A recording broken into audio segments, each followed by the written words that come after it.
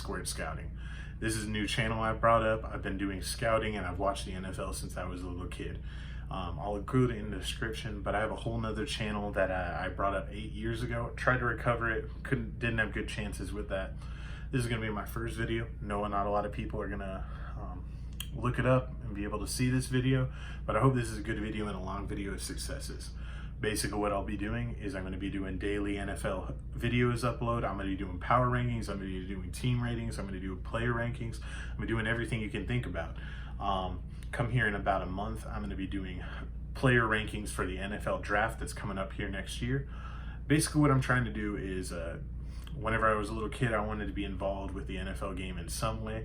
I had different careers. I was involved with the military, and now I'm outside of the military doing military contracting. The NFL is something very close to my heart, and that's a little bit about me. So let's get into the video. Today we're going to be talking about the local news and national news, involving the Miami Dolphins and the Deshaun Watson trade. My favorite team is the Indianapolis Colts, so I'm heavily involved in the news with the Houston Texans. Just to give a little history for anybody who doesn't know it, everybody who's going to be watching this video should know, but basically Deshaun Watson had some allegations towards him. Whether they are true or not have not come out, but his situation with the Houston Texans has sort of eroded to this point. It's become really bad. They had Bill O'Brien as their head coach. In my personal opinion, when you have a head coach like that that's still trying to be GM and trying to manage the team, it doesn't really work out. We've seen this in other situations, like the Dallas Cowboys. The Dallas Cowboys have had Jerry Jones, who may not be the official GM or be the official head coach, but with the Dallas Cowboys, Jerry Jones has a lot of influence on these players and on these coaches and on his team. The reason I don't necessarily agree with that is you got to think about it in a certain way. You got to think about it like, when one person has so much involvement in your team and it becomes their dream and their hopes, the team becomes in their image. And that can be a really good thing when you have a really good coach, a really good GM, a really good owner. But in a lot of situations, as we've learned through the NFL, it doesn't work out so well. So let's dive into it. Basically, the Miami Dolphins, who selected Tua Tagovailoa, excuse me if I get the name wrong, as their quarterback, he came in and he did a decent job. They had Josh Rosen, who's selected as first round pick. They've had a lot of turmoil and turnover. Now, last year, they were vying for a playoff spot, along with my Indianapolis Colts. We ended up beating them out for that playoff spot. And, it's one of those things where when you're a borderline team and you don't have that quarterback solidified, you feel like that's a need for you, and you feel like that's the one thing that might get you to a Super Bowl or to be a legitimate playoff contender year after year. So I can't fault the Dolphins for that. So now let's dive into what the Houston Texans are. The Houston Texans are a team who years ago, they had a lot of talent on their roster. They were trying to get to the playoffs. They got to the playoffs a few years, over a 10-year span, over the late 2000s, early 2010s, but they never had success. So the issue with the Houston Texans is they never had that quarterback position solidified. And unfortunately, whenever they selected Deshaun Watson, they thought they had that taken care of. The issue here is whenever you have a personality like Deshaun Watson and Bill O'Brien on the same team, Deshaun Watson's a good man other than the allegations that I can't say anything for because we don't know anything. I'm a person who's innocent until proven guilty, and he hasn't been proven guilty yet. The allegations are pretty bad, but nothing's come to fruition with it. There is an underlying thing here where how much is the team emphasizing these news reports? How much is the team emphasizing trying to pressure him really into being their starting quarterback and really committing to the team? Obviously, Deshaun Watson now doesn't want to have anything to do with it. A few weeks ago, back in preseason, we saw reports of him. He was in practice during those first few weeks of this regular season and the end of the preseason, but Deshaun Watson wasn't playing his position. They were sticking him on the outside. They even stacked him on defense, according to multiple reports, and he wasn't messing around. He wasn't having any of it. So Deshaun Watson wants out of there, and he's going to get out of there.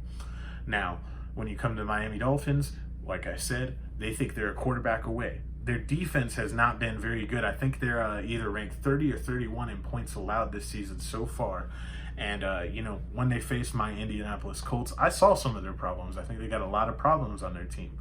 Now, they did turn the burners on us, and they shot a few shots to Devontae Parker. They got a good receiver. They've got a okay to good offense whenever you have a good quarterback in there. As we've seen throughout NFL history, many times has a quarterback elevated a team from being really, really horrible to good or playoff worthy. Example again, my Indianapolis Colts. You get this quarterback in there, Andrew Luck. We didn't have the most talent on the team. Bill Polian didn't do a good job of building the talent around the team and the end of the Manning area. So it was one of those things where it was like you bring a quarterback like Andrew Luck, one of those guys who's absolutely undeniable, one of the best at his position, and changes the way you think about the position in the future. That guy can make a difference for your franchise, and all you have to do is build a good team around them, and you could be playoff worthy. So when we're talking about this with the Miami Dolphins, do I think it's a good decision? It depends on the price, and it depends on the risk you're willing to take. Now, I have the view that when you think you're in that playoff mode and when you think you have the team, go for it. Go for that quarterback. Trade what you need for that quarterback. It's worth the risk. It's going to put your franchise back 5 to 10 years if you make the wrong decision because of the hefty price you're going to pay for Deshaun Watson or for any other quarterback in this situation. It is a unique situation because of these allegations. He could never play, a down again in the NFL if these things are true. He could be banned from the NFL. It's a very realistic thing. Or the NFL could try to push him out. We've seen these political things by Roger Goodell and the, everybody with power, all the owners and stuff. They don't want a bad image on the NFL, and you can't blame them. So why would they want a starting quarterback who, if these allegations are true, why would you want the starting quarterback with the team? So from a Miami Dolphins perspective, if you're a fan, if you're, on the team, it's one of those things where you have to measure risk versus reward. Right now, Deshaun Watson has been proven to be one of the most talented quarterbacks in the NFL. He changes the landscape. Put him on any team with a under top 10 quarterback, and he will take them to Super Bowl level. So you take a team like the Miami Dolphins, who did have a decent defense last year, who did have decent pieces around their quarterback last year, and have shown they have the ability to grow. Deshaun Watson could be that guy that brings them to the Super Bowl. That's your high. You could draft Deshaun Watson, get another defensive player or two, get another offensive weapon, shore up that offensive line to make it better, or get a star running back. You could make one of these decisions with Deshaun Watson and with your draft, even if it's not in the first round, even if you're trading multiple first-round picks to get him, that elevates you to that Super Bowl contender, to that consistent playoff team. But you have to measure the risk, and that's what we're going to kind of talking about today is the risk worth the reward. Now, I personally think the risk is worth it versus the reward because of how good Deshaun Watson is. Now, you have to take it from my opinion. I have watched this guy destroy my team. Last year, we had the number one defense from weeks I don't have the actual statistics in front of me, but we had the number one defense from weeks 3 to weeks 10. It was somewhere around there. We had the number one defense for a decent amount of the first half of the season. When Deshaun Watson played my team, no matter how good my defense was, I was scared. I was going in there, even if the Texans were ranked low and the Colts were ranked high or vice versa, I knew this man could single-handedly win this game. They could be down 17, 21 points going into the fourth quarter, and I would still watch the game. I would never turn it off because this man could destroy my team. So I got to give him a lot of respect.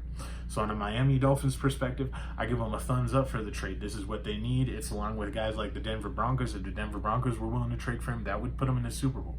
Denver Broncos are in a little better position than Miami Dolphins because the Miami Dolphins have not looked good this year. But we have to take this into perspective when you consider the early weeks of the season. Another example with my Colts is, we were 1-4 to start out the season. We had a pretty good showing against the Texans, but nobody knows how good we are. Nobody knows for sure if we are really that bad in the league and we're going to receive a top 5, top 10 pick. And nobody knows if we're going to bounce back from this and turn it around like previous years with the Colts and turn it into a Super Bowl, not a Super Bowl run necessarily, but a playoff run. You know what I mean? So the same could be said for the Miami Dolphins. Are we seeing what's the worst from them? Or are we seeing, what their true colors are? Did they show up last season and have shown up previous seasons? And have they looked like a better team? Or are they fakers and they're really not as good as they seem? Only time will tell. Again, making a trade like this for Deshaun Watson is the make or break for them. And here's the reason I support it. Even if the Miami Dolphins are as bad as they have looked through the first 6 weeks of the season, trading for a guy like Deshaun Watson will propel them to be the top of their division. And the top, they only have the Buffalo Bills. The Jets are god-awful, one of the worst organizations running the NFL. Jets aren't going to turn it around anytime soon. So, got 5 years on them. You got the New England Patriots who, Bill Belichick's trying to get his thing running again. But, we're going to see if Bill Belichick's a real one or not. Because either Bill Belichick's going to revamp his team, re-elevate his team. Mac Jones has had good stats so far, but he hasn't shown that elite level. He hasn't shown that reason for us to believe he's one of the best quarterbacks in the NFL. And, he's going to elevate himself. He has improved through 6 weeks. Again, I don't have statistics right in front of me, which I will have in future videos because this is my first one. But, Mac Jones has that ability where he's slowly elevated his stats. He's slowly thrown farther than he was at the beginning of the season. So you have two teams that are, one team that's horrible and one team that's like a huge if for the next 5 years. If the Patriots whiff on Mac Jones, they're done for a little while. They got to revamp, re-elevate the team. Bill Belichick will do it, but it may take a few years. And then you have the Buffalo Bills. So you only have one team really challenging you. And to me, the amount that Deshaun Watson changes your team elevates you at least 5 or 6 games. And those 5 or 6 games could get you a wild card spot in the playoffs and could get you on a run as long as you have the good players around you. On the Houston Texans side of things, me trying to be as unbiased as I am, that organization was run horrible by Bill O'Brien. That guy destroyed the team, made idiotic trades. He thought he was a mastermind of the game. And it turns out he wasn't nearly as good as he was. Backing up my theory that, you can't have a guy that's a GM and head coach, because unless they are a really special person, which is in rare circumstances, they're going to destroy your team. And I've seen the message boards. I have Houston Texans fans as friends. They've been furious about the decisions that organization has made. Now, David Mills has worked himself out, and that's why you feel really comfortable trading Deshaun Watson, because even if David Mills didn't work out, you are at a point where you understand you have to rebuild. They revamped so many starters on their roster. They signed so many free agents. They're just trying to shoot for a shot to see guys that could improve their future. So therefore, from a Houston Texans perspective and a Miami Dolphins perspective, this trade makes perfect sense. There are a few other partners the Houston Texans could get, but the Dolphins make the most sense because the Dolphins seem like the guys who are willing to risk it the most. Now, let's talk trade value. In the past, if you think about it, what is about the average that somebody has moved up for a quarterback? They move up for a quarterback about 2 first-round picks and a second for the right guy. When they think it's the right guy, they're willing to give a lot for that. So, in my perspective, you give up 2 first-round picks as the Miami Dolphins, future first-round picks, or this year and next year, whatever you got to do. Give up your first 2 first-round picks. You're only risking 2 years at that point from really good guys, and the risk is worth the reward. Because at this point, if you get Deshaun Watson and he ends up being good and he doesn't get kicked out of the NFL, even if he serves a 1-year suspension or something like that, he could be a really good guy for 10 years for your franchise. So the risk is 2 years and the reward is 10 years. You set yourself back 2 years and the reward is 10 years. At this point with your franchise, with how bad the Miami Dolphins have been playing this season, is definitely worth the reward. Because even if the rest of your team is the worst case scenario and you get Deshaun Watson, it puts you at playoff level because that dude can ball. And all you got to get is a few more pieces. From the Houston Texans perspective again, you get at least 2 first-round picks. That's what I would say is the bare minimum. You get 2 first-round picks. You could understand if somebody doesn't give you anything more than just 2 first-round picks because of that risk. But a fair trade for most teams would be 2 first-round picks. That's what I would say. Now, on the low end, what we're talking trade value for the Houston Texans, I'd say you got to at least get 1 first-round pick for this next year. Maybe it's conditional. Look at the situation with the Indianapolis Colts. Again, I reference them a lot because they're my team.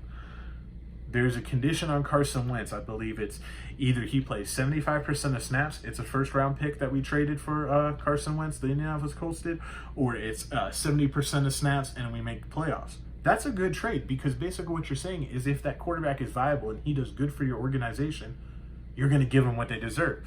So what I could see from the Houston Texans is they definitely at least trade 1 first round, unconditional, and then maybe they give a first rounder that's conditional on him playing through all of the games in the next season, not barring injury. So kind of something similar. He plays all the snaps for the Miami Dolphins, or a majority of the snaps, like 80%. you give him a second first round pick.